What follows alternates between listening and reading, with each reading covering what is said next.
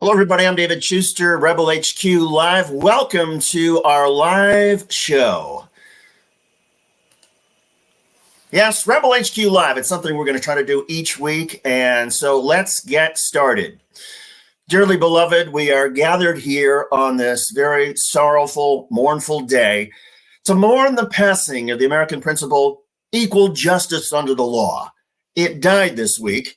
Equal justice under the law was killed by the U.S. Supreme Court. The principle, equal justice under the law, was 248 years old. No, we're not having a funeral, but it certainly feels that way to me. I don't know about you, but for everybody who was celebrating July 4th, for all of us who were celebrating the July 4th weekend, this one felt extremely different given the news from the U.S. Supreme Court, the immunity ruling to Donald Trump, which suggested that a president is immune from criminal prosecution for official acts, not unofficial acts.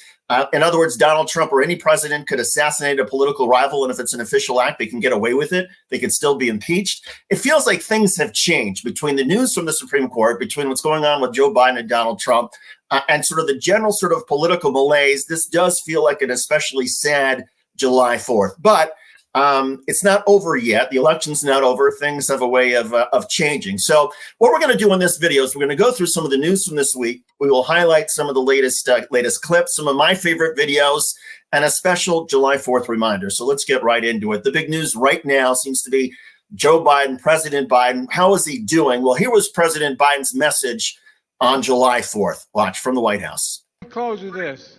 Last month, Jill and I traveled to Normandy, France to commemorate the 80th anniversary of V-Day. We met with American veterans, some of them about 12 or 14 over 102 years old. Veterans who we toured the battlegrounds, went to the cemeteries, and looked at what was happening. There should be no question about it. All those who served as members of the military were heroes, genuine heroes. Okay, that was the right speech from President Biden, right? I mean, his voice was much stronger, of course, than the debate a week ago. He was saying things clearly. The unfortunate part is that President Biden was reading off of a teleprompter, and we have yet to see, apparently in some of his fundraisers that he's done over the past week, he has also been reading off of a teleprompter. Now, but we'll hold that for just a second. I want to make the contrast very clear, because while there's such a focus on President Biden and his age, and he has to rely on teleprompters, at least he's not a convicted felon who has been adjudicated as a rapist in a civil lawsuit, who essentially inspired an insurrection against democracy. That's Donald Trump. And putting that aside, here was Donald Trump's message on July 4th, among other things. This was the video that Donald Trump released. Watch. As we celebrate America's birthday, we remember 1776 and the commemoration of the adoption of the Declaration of Independence, a document you'll find and be able to read very easily in this special God Bless the USA Bible. The Declaration of Independence is here along with the Bill of Rights and the Constitution. It's a Bible that I encourage you to have in your home. I have it. A lot of my friends have it, and we all cherish it. I'd like to wish everybody a very happy 4th of July. Independence is a beautiful word here in America, and one we should be dedicated to keeping in this great, great nation. He's selling a Bible on July 4th. Now, this is the same Bible he started selling a couple of months ago, $59 with singer Lee Greenwood. And to Donald Trump, the great attraction of the Bible is it has a Constitution, the U.S. Constitution and the Declaration of Independence. But that's the contrast. President Biden is paying homage to U.S. military veterans, people who serve, calling them heroes. Donald Trump, while initially wishing everybody a happy July 4th, at least in the video, then Donald Trump has to engage in his usual grift, selling a Bible for $59. And oh, by the way, on True Social, Donald Trump issued a July 4th message wishing everybody happy July 4th. And then he went crazy and criticized his critics. That is the contrast. And I guarantee that Donald Trump was reading at least part of his video off of a teleprompter as well. So there's the choice. And again, I agree with many of you, and I'm going to put up some of your comments to all of you who are out there who are speaking. I agree with many of you who, hold on one sec, I got to fix one thing. I agree with many of you who feel there's too much attention right now there should be tension on President Biden and his cognitive abilities and his age, and can he do things without a teleprompter? It's fine, but the media should also be able to remind everybody about what the choice is. This isn't just President Biden or nobody. This is President Biden or Donald Trump, a guy who is literally a threat to democracy, a convicted felon who engaged in some of the worst acts against the United States that any president has ever been involved in. Now, as we're all sort of paying very close attention to this, I want to make one other point about President Biden and sort of the depiction of him by Republicans. Here is former House Speaker Kevin McCarthy appearing on Fox News. Watch this. Oval Office, it is the quietest place. No one's around. The only thing there are cookies. He offers you cookies every time you're in there, and he goes and gets them. I mean, it is a depressing moment. And Okay, let's play this again. He's talking about Biden's Oval Office, and then it's depressing because it's quiet and because the president is showing some. In Biden's Oval Office, it is the quietest place. No one's around. The only thing there are cookies. He offers you cookies every time you're in there, and he goes and gets them. I mean, it is a depressing moment. And in Biden's Oval Office. All right, let's remove this. In Biden's Oval Office, it's depressing because Kevin McCarthy says the president is offering cookies. But in Donald Trump's Oval Office, Donald Trump would wait, sit there for 3 hours watching an unruly mob, a violent mob, try to hang his vice president. Really? That's the Oval Office you want? A president who literally sees his vice president and hears people chanting, hang Mike Pence, and does nothing for 3 hours. But your issue is with President Biden providing cookies and showing some hospitality. Ronald Reagan, Republicans' favorite president, I suppose, until Donald Trump, he handed out jelly beans. Barack Obama would hand out apples. That's sort of something that happens with presidents in the Oval Office, is they give things to people who arrive to sort of make them feel comfortable. And that's depressing to you? I don't know. I think depressing is the prospect of Donald Trump being back in the White House and all the horrible things that he might do. And by the way, there are a couple of things that we need to remember about what happened this past week. Not only does Donald Trump have more power than ever if he's reelected, thanks to the Supreme Court immunity ruling, which said that a president has immunity from criminal prosecution for official acts like ordering the assassination of your political opponent. I suppose, a president could still be impeached, but let's suppose Donald Trump acts out of the normal presidential powers that we're all used to. And let's suppose he has police shoot protesters, peaceful protesters. Maybe Donald Trump gets impeached by the House if it's a Democratic House. Maybe there's a trial in the Senate, but do you really think that Republicans in the Senate would provide enough votes to give Democrats the 2/3 majority to essentially convict Donald Trump in a Senate impeachment trial and throw him out of office? I don't think so. And then, by the way, if Donald Trump were to order peaceful protesters to be shot by his police, there's no criminal prosecution of Donald Trump. There's no criminal prosecution of Donald Trump for all the things that happened in Watergate to Richard Nixon. I mean, you go through presidency after presidency, and you look at the worst acts that any president has ever engaged in, including Donald Trump, and there's no possibility of criminal prosecution for him again if he's reelected. That's the stakes. The other part about what's going on with the Supreme Court, which is so depressing, why we started off the show with sort of a funeral sort of remarks, is I don't know how many of you are paying attention to the Chevron decision that came out about a week and a half ago.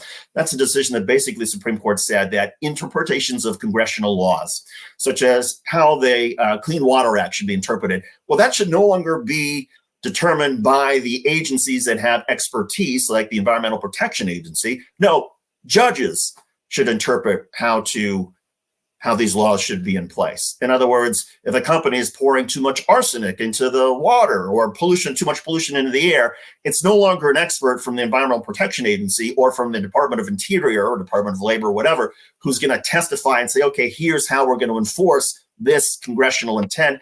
Now it's up to a judge who may have absolutely no expertise or experience on this issue. Not only is this going to tie up the courts, unbelievably, as some of the Supreme Court justices said in dissent, but it also means that a lot of these efforts to try to protect the safety of our roads and bridges and tunnels and clean up our air and protect the planet from pollution, it's no longer up to the experts now. Now it's up to courts. And this is what a lot of companies wanted. They want to be able to go to judges and be able to sue and have a judge decide this, as opposed to somebody who can say, oh, no, this really does cause pollution.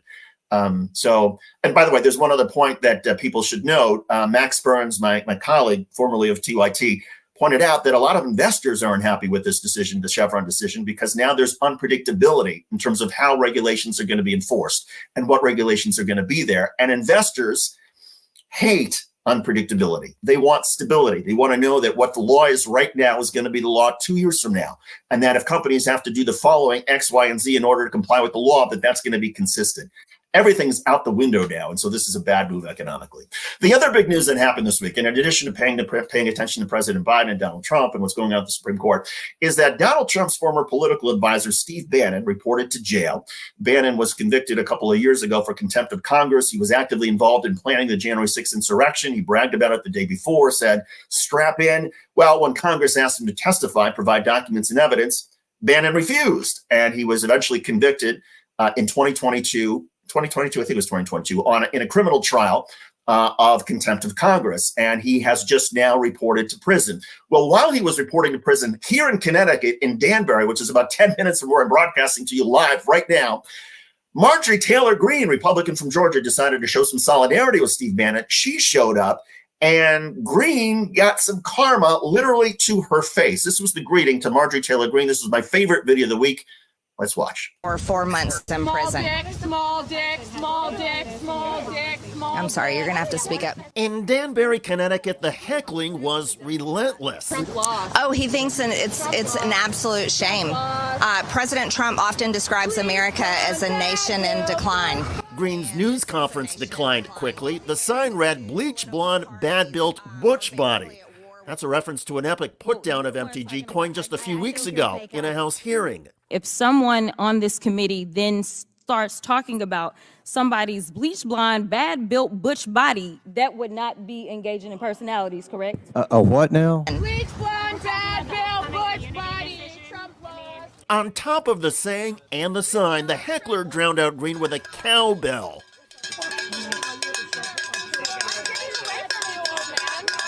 Well, there's Wow, a cowbell. That's all it took to stop Marjorie Taylor Greene. And as she surrendered, Steve Bannon, when he got to the microphones as well, he got the cowbell treatment as also, and that is classic. Isn't free speech an amazing thing? Bleach blonde, bad-built butch body. Never mind the sign, but the lady's waving a cowbell, and Marjorie Taylor Greene cannot essentially hear herself.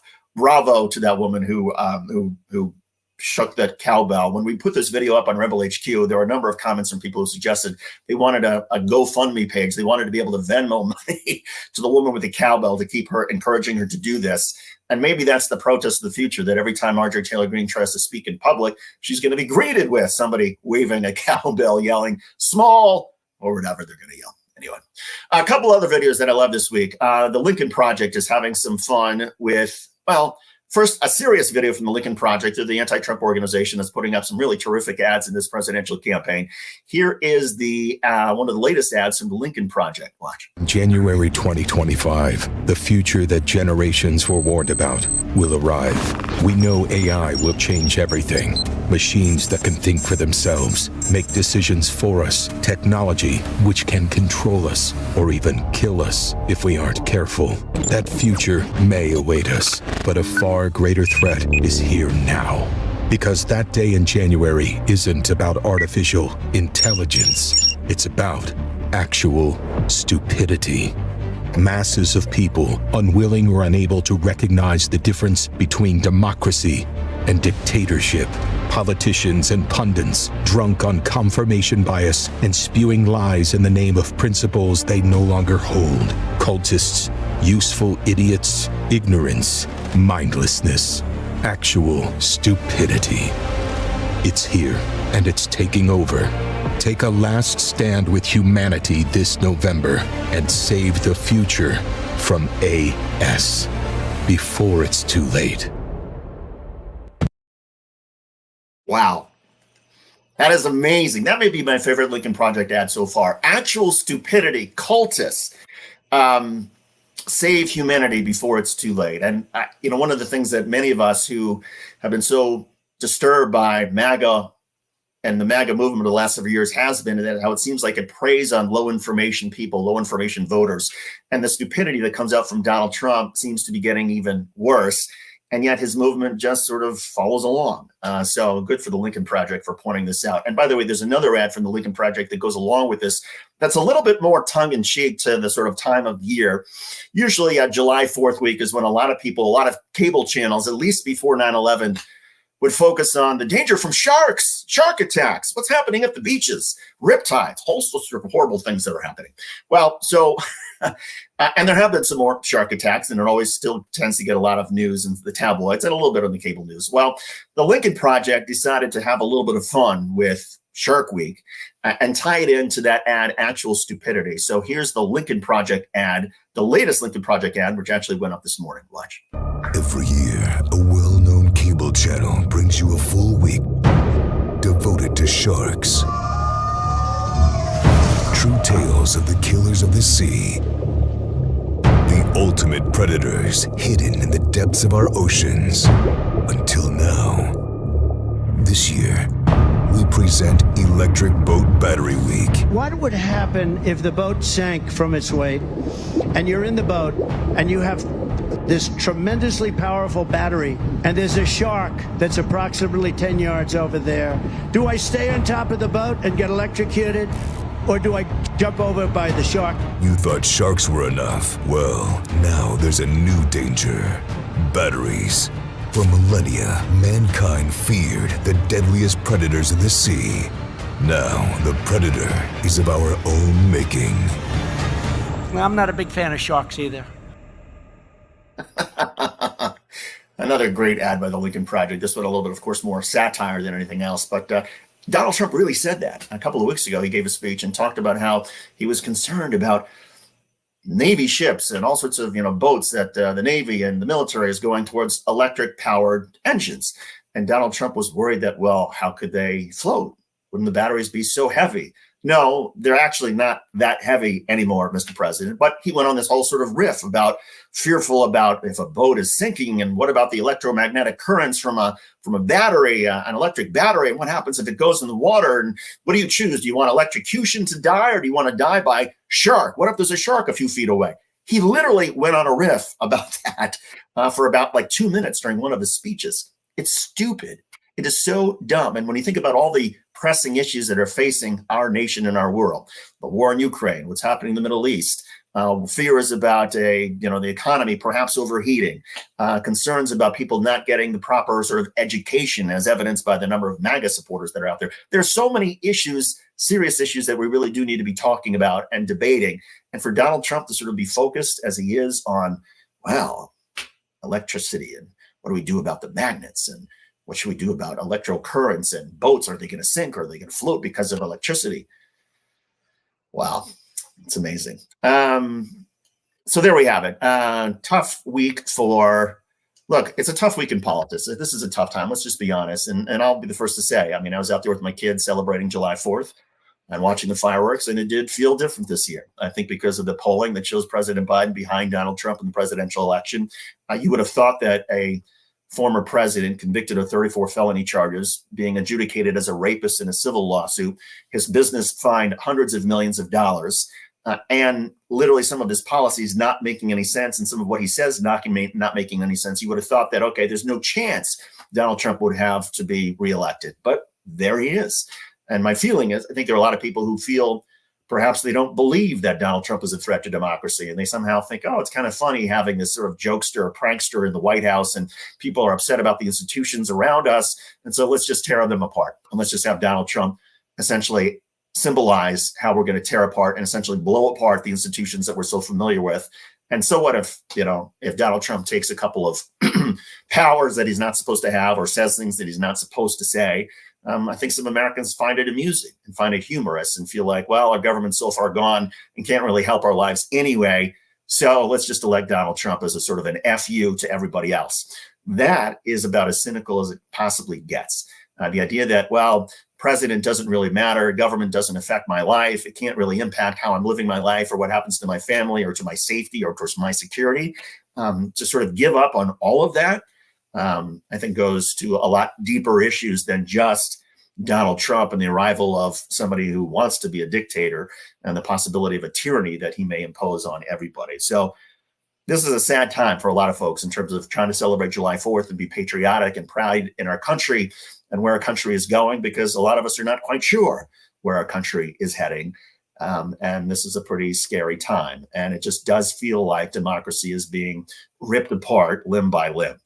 To close, I want to show you a video that has always made me laugh. And it always comes out around July 4th. About every other year, the Consumer Product Safety Commission, which is a government agency which regulates things to make sure that they are safe, they come out with a video reminding everybody about how to use fireworks safely and the dangers if you are not safe with fireworks. The Consumer Product Safety Commission, every couple of years, they would actually shoot mannequins being blown up and show what happens with various fireworks and firecrackers and sparklers and the danger from them all. Well, a couple of years ago on Rebel HQ, we used some copyright-free music of Tchaikovsky's 1812 Overture and put that to some of the video from the Consumer Product Safety Commission. And it makes me laugh all the time, especially if you like explosions and like seeing mannequins blown apart. So without further ado, let's show you that video. Again, watch this.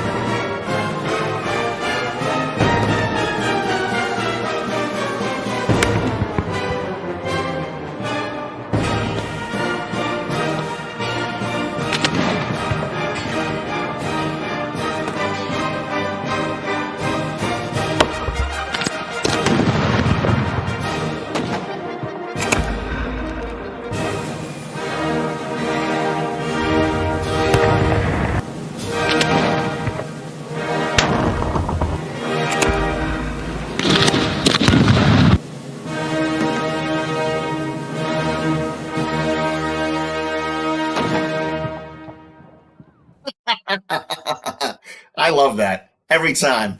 That's hilarious. So to everybody who's still lighting fireworks this July 4th weekend, be careful with those fireworks. You don't want to lose a limb. Be careful with our democracy, with this presidential election. Be careful with what the Supreme Court has done. We literally don't want to see our appendages being blown apart. But I fear that we are headed to some dangerous, dangerous things ahead. So stay safe, everybody, and thanks for watching. Let me know what you think about these videos in the comment section. I'm David Shuster for Rebel HQ. Thanks for watching and have a great weekend.